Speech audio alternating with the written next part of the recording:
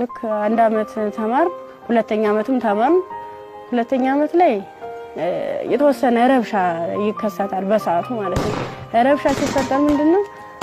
3 ሰዓት ነው ከሌሊቱ 3 ሰዓት ላይ እኔ አጋጣሚ ከልጆች ጋር እንትን ነበርኩ ላይብራሪ ነበርኩ እኔ ወደ ውስጥ ስንመለስ ውስጥ ላይ የሆነ ሰው ሲተኩስ ከውጭ ላይ ይቀባበላሉ ከዛ ኧረ ምንድነው በዚህ ወጡ በዚህ ወረዱ እንዴ ወንበስ ወሉ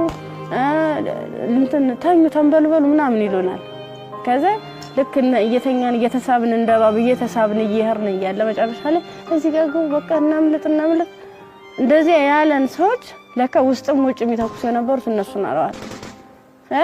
ውጭ ላይ ስንል ምንም የተተቀለብስ አለበሱ ከዛ አንደኛው ተጥቅ የለበሰው እዚህ ጋር ግቡ ምክንያቱም እንደዚህ ድብልቅልቁ እየወጣ ነው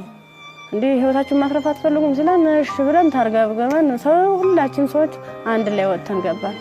አንድ ላይ ገባን በቃ ፍስፍስ አርገው ይዘው ሄዱ እየከለሉ ሄዱ ምንድነው ወደ ጫካው ስንዳረስ ሰውነታቸውን መከለል ጀመሩ ያ ማለት ምንድነው አይናቸው ብቻ እንድትታይ ነገር ግን ሌላ አካላቸው እንትና ሙሉ ብረት ነገር ነው ስንገባ ምንድነው ኖርማል ወታደር ነበር ግን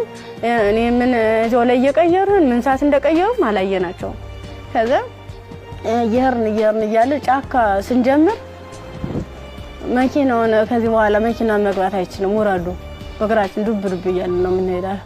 ልክ በግራችን እየሄርን እያለ እንትን አይናቸው ብቻ እንድትታይ ሌላቸውን ሸፈኑና ጸጉራቸውን ገለጡት ያኔ ኬፕ ነገር ነበር የለበሱ ጸጉራቸውን ሲሉት እንዴ እንደሽ ቀጥ ያለ ነው እንሄዳለን መንገዱ ያልቀም 6 ሰዓት ፈጀብን